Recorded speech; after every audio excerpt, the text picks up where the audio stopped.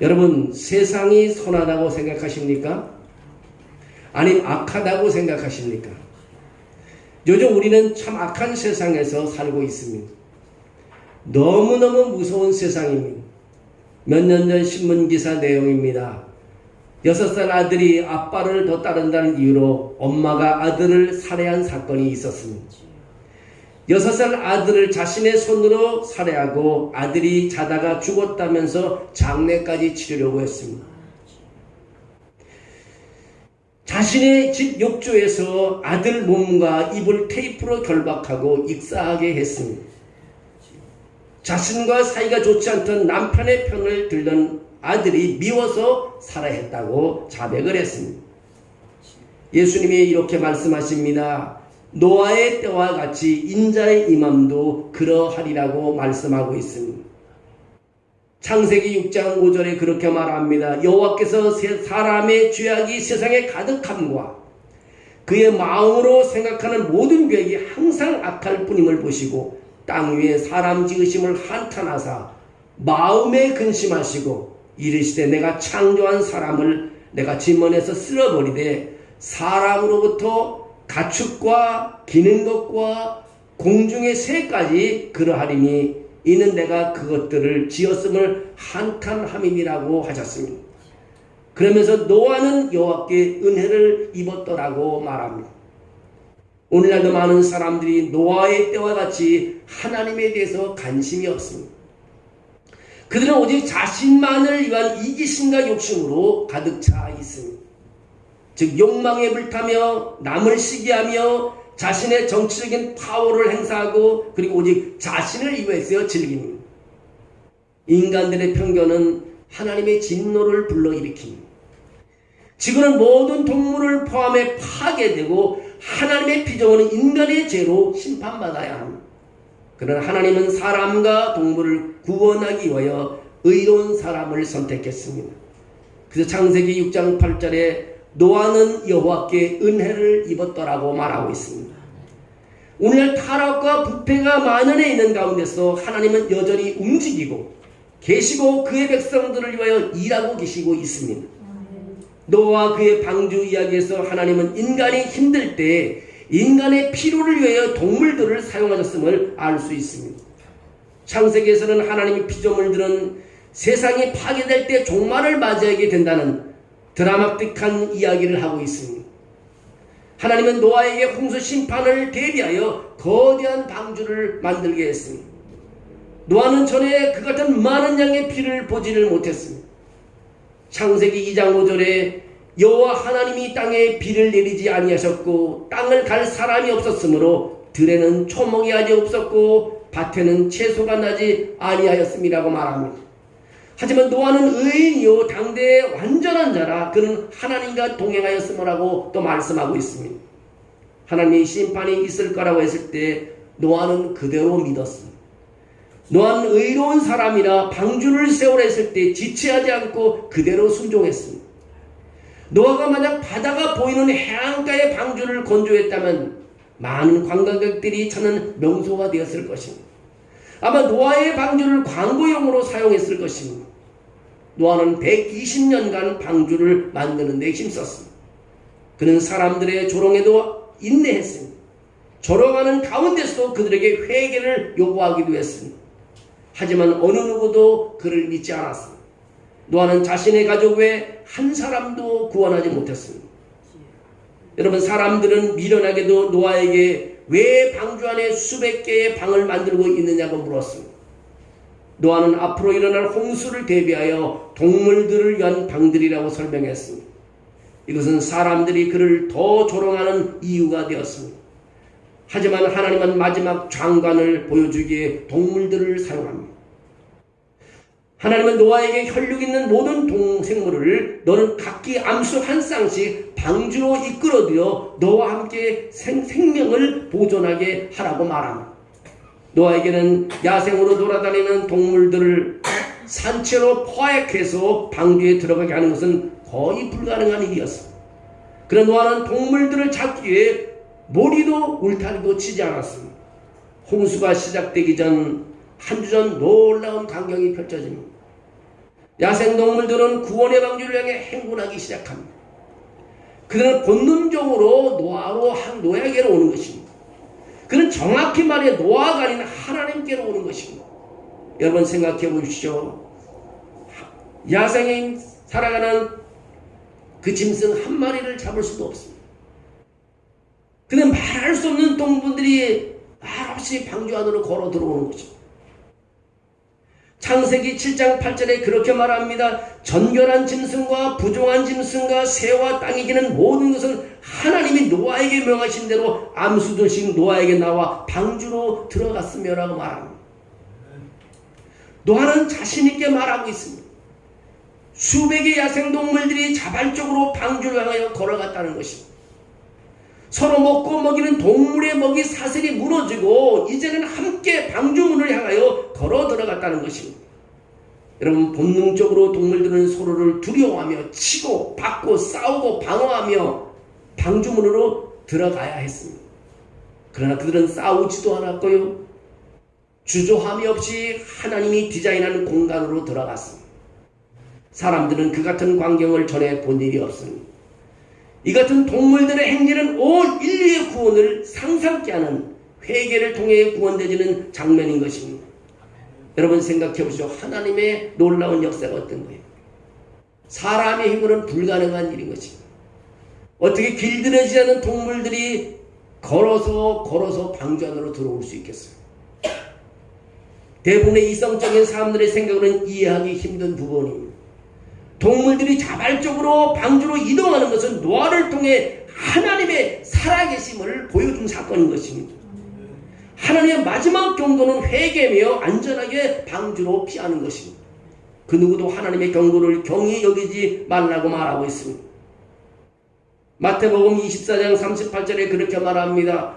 홍수전에 노아가 방주에 들어가던 날까지 사람들이 먹고 마시고 장가들고 시집가고 있으면서 홍수가 나서 저희를 다 멸하기까지 깨닫지 못했으니 인자의 임함도 이와 같으리라고 말하고 있습니다.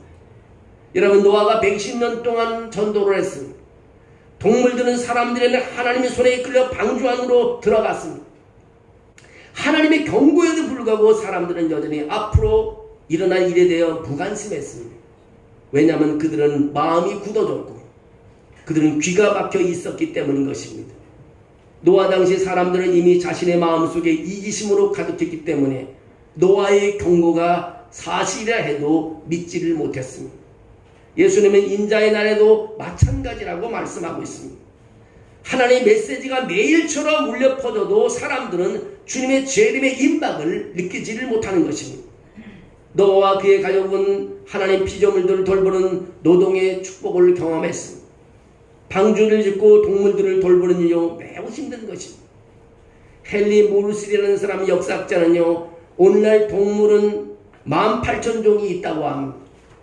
역사적인 화석의 기록을 통하여 보면 노아 시대 이후로 많은 동물들이 멸종되었다고 합니다. 그래서 모리스는 36,000종 종류의 동물들이 방주를 향해 행진해 갔다고 기록하고 있습니다.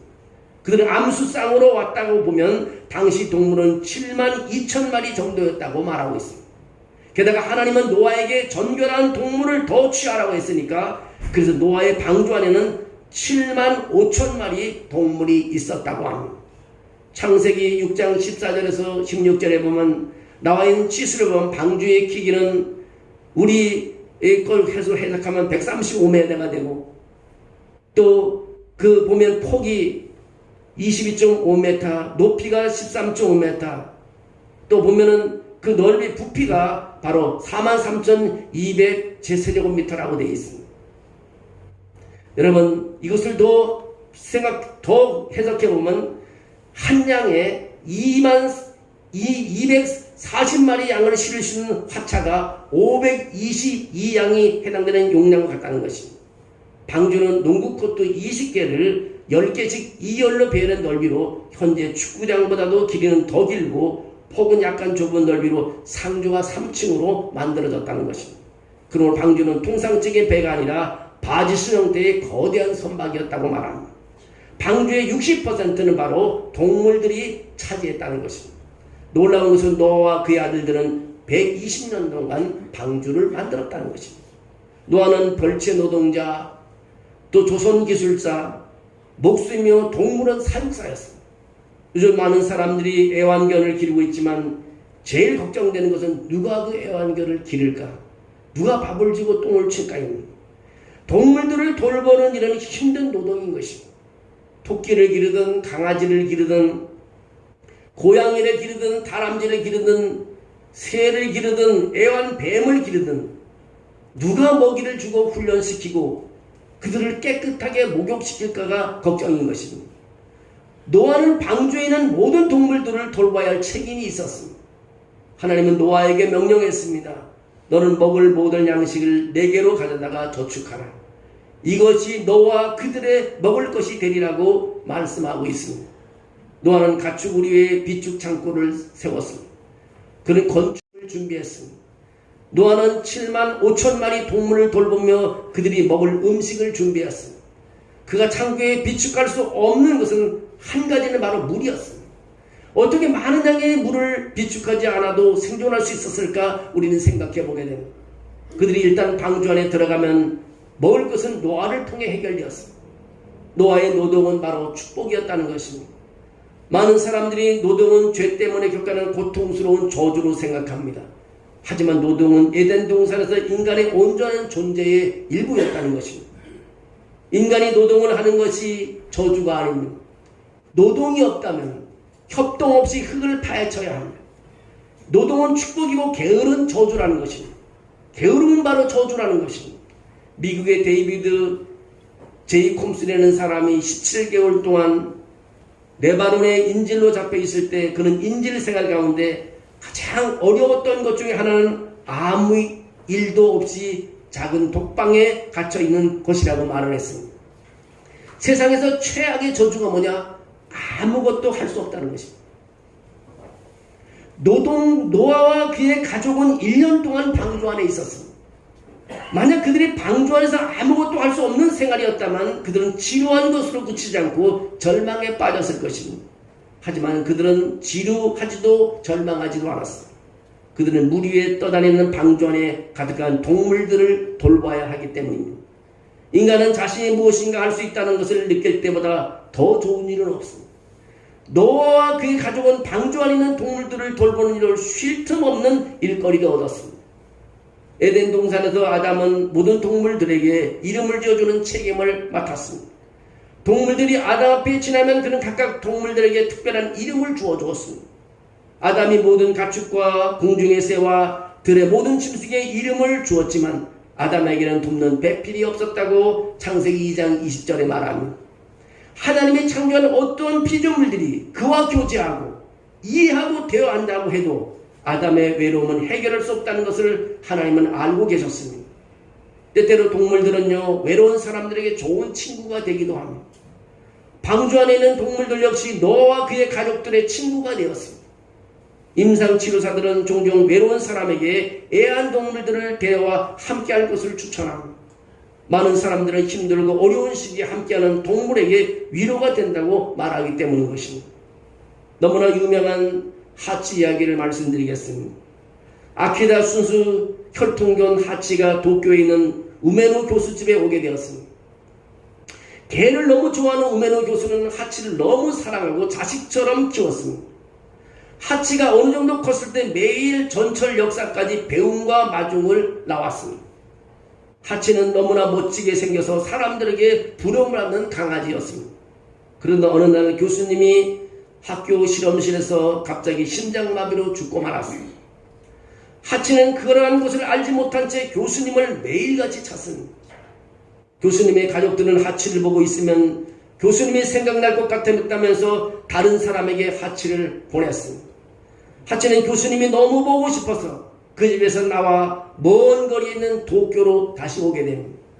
그 뒤로 떠돌아다니는 개생활을 하면서 항상 아침과 저녁에 정확한 시간에 전철 역사 앞에 앉아서 교수님을 기다리는 생활을 했습니다. 이렇게 하루도 빠지지 않고 몇 년간 기다리는 개가 있는 것을 신기하게 여긴 기자가 신문 기사를 썼고 하치는 더 유명해졌습니다. 결국 하치 동상도 세워지게 되고 하치가 죽고 나서는 하치를 박제해서 박물관에 보관하게 되었다고 합니다. 여러분, 노아가 방주 안에서 동물들을 돌보는 노동으로 힘들고 지쳐 있어도 결국 동물들을 통해서 사랑과 감사를 배웠을 거라는 것을 우리는 의심하지 않습니다. 노아는 오랫동안 방주 안에 있었습니다. 비가 40주알을 내렸기에 땅에 빠르게 마르기에는 너무 많은 양의 물이 새겼습니다. 케빈 피버의 고통을 당하는 것입니다. 여러분, 인간뿐 아니라 동물도 케빈 피버, 다시 말해서 좁은 공간에서 생활할 때 생기는 극도의 정서 불안해하고 불평해를 토해내는 것입니다. 산간 외딴 마을에 눈보라가 며칠 휘몰아치면요, 오랫동안 집에 머물러 있어야 합니다. 이때 가족들은 공간의 제한을 받고 환경에 대한 불안을 느끼고 우울증으로 힘들어지게 됩니다. 그들이 말하기를 우리는 여기서 빨리 나가고 싶다고 말합니다. 노아와 그의 가족이 여러 달 동안 제한된 공간에서 케빈 피어를 경험했음을 우리는 상상할 수 있습니다. 노아의 방주가 아라랏산에 도달하기 5개월 전에 이러한 일이 발생한 것입니다. 그러나 노아와 그의 가족은 즉각적으로 방주를 떠나지 않았습니다. 그들은 물이 줄어 동물들의 생존을 위해 땅이 마무르고 다시 풀과 채소가 자라기를 기다렸습니다. 창세기 8장 1절에서부터 5절에 보면 이렇게 말합니다. 하나님이 노아와 그와 함께 방주에 있는 모든 들짐승과 가축을 기억하사 하나님이 바람을 땅 위에 불게 하심에 물이 줄어들었고 기품의 샘과 하늘의 창문이 닫히고 하늘에서 비가 그침에 물이 땅에서 물러가고 점점 물러가서 150일 후에 줄어들고 일곱째 달 곧 그 달 11일 날에 방주가 아라랏산에 머물렀으며 물이 점점 줄어들어 열째 달 곧 그 달 초하룻날에 산들의 동물가 보였다라고 말합니다. 노아의 인내 시험은요, 동물들로 냄새나는 방주에서 탈출을 통제하는 것입니다. 노아는 자신의 생각대로 주변 환경의 영향에 따라 움직이지 않았습니다. 노아는 방주에서 내다볼 수 있는 창문으로 중대한 일을 결정짓지도 않았습니다.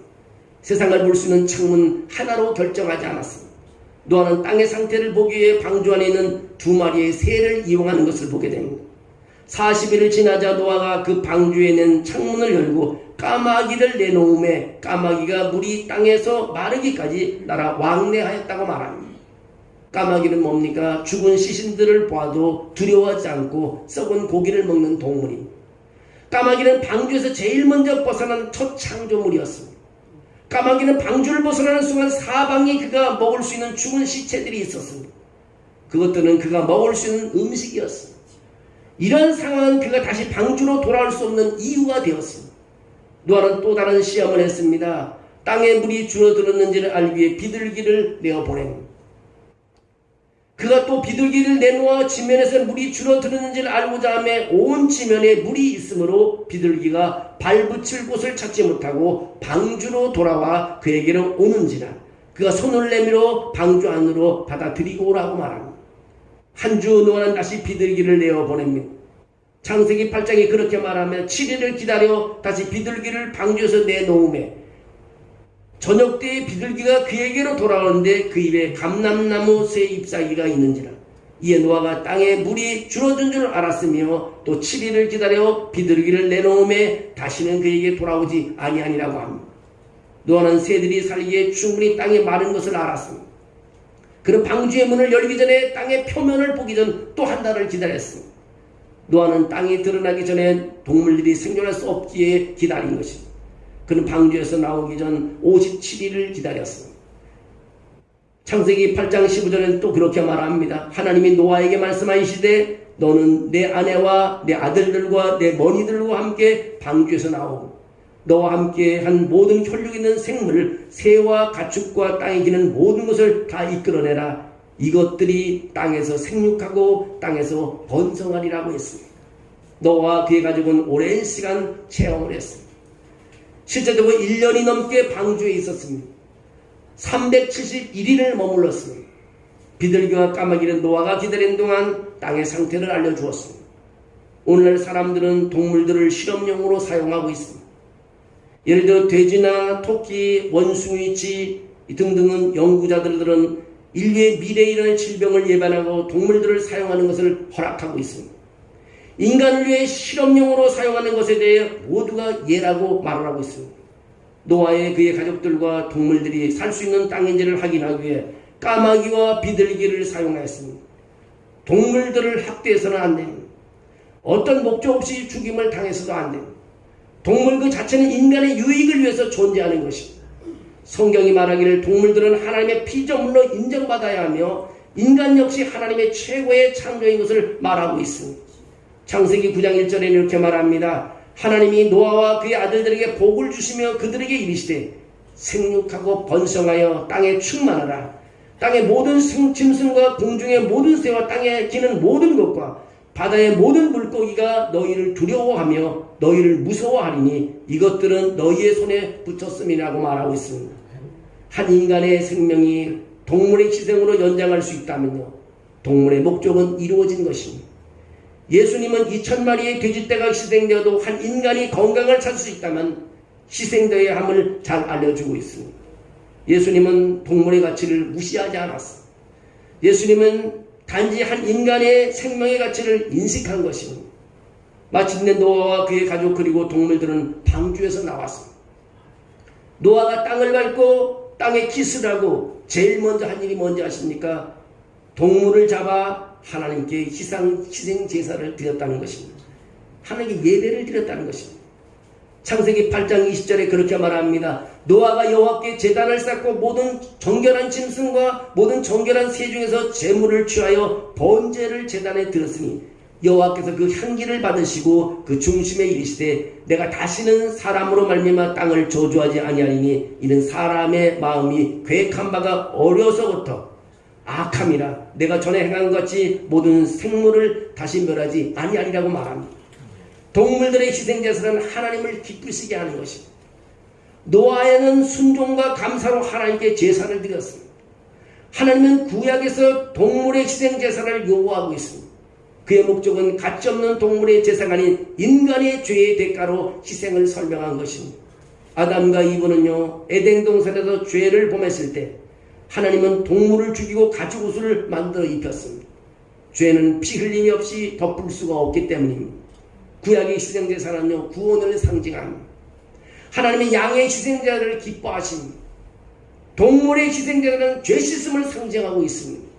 히브리서 10장 4절에서 이렇게 말합니다. 이는 항소와 염소의 피가 능히 죄를 없애하지 못함이라. 희생제사는 피 흘림이 있어야 하는 교훈을 준 것입니다. 인간의 죄는요, 궁극적으로 한 인간의 희생으로 피 흘림으로 용서를 받을 수 있다는 것입니다. 동물들의 희생제사는 모든 인류를 위하여 한번 죽음을 준비한 표본일 뿐인 것입니다. 세례요한은 그렇게 말합니다. 그 예수님을 보았을 때 보라 세상 죄를 지고 가는 하나님의 어린 양이라고 말하고 있습니다. 노아와 그의 가족은 하나님의 심판으로부터 구원받는 것을 보답으로 감사의 제사를 드리고 있습니다. 하나님의 아들의 십자가의 죽음은 인류를 구원했습니다. 주위에 살고 있는 모든 생명체는요, 구원을 향하여 가고 있습니다. 여러분, 하나님의 교회를 향하여 사람은 몰려와야 합니다. 아니면 세상을 향하여 가면 죄악이 저들을 기다리고 있는 것입니다. 여러분의 모든 삶이 구원을 갈망으로 하나님의 영광을 드러내야 하는 것입니다. 이것이 하나님이 원하는 일인 것입니다. 여러분, 동물들을 보시오. 우리에게 구원의 모습을 보였습니다. 우리가 덫을 가지고 사냥동물을 가지고 야생동물을 잡기는 너무 어렵습니다. 그런 아무 도구도 없었습니다. 하나님의 구원은요, 야생동물도 방주 안으로 걸어 들어오고 그걸 무엇으로 해결하겠습니까? 하나님의 통제 안에 있다는 것입니다. 제가 여러분에게 말씀하지 않았습니까? 땅 한 평도 하나님의 통제를 받지 않는 땅은 없다고. 땅 한 평도. 우리 인류 모두는 하나님의 통제 아래에 있는 것입니다. 하나님의 통제를 보역하는 것은 거역하는 것입니다. 바로 죄악 수성으로 들어가는 것입니다. 노아의 방주 안으로 들어온 동물과 사람들은 다 구원을 받았습니다. 여러분, 하나님의 향하여 걸어가고 성령에 이끌리는 사람, 하나님의 계획으로 여러분 인도받는 사람이 되기를 주의 이름으로 축원합니다. 이 세상에로 나가서 거역하고 가면은 거기는 죽음이요, 거기는 인생의 세상의 끝을 우리에게 알게 해줍니다. 여러분, 하나님을 향하여 걸어오는 사람은 구원을 얻게 되고요, 주님을 만나게 되고요, 그래서 기쁨이 있고 평안을 이룰 수 있습니다. 오늘 하나님의 성전에 와서 예배가 돌아가는 여러분들에게 이 같은 평안이 영원히 있기를 주의 이름으로 축원합니다.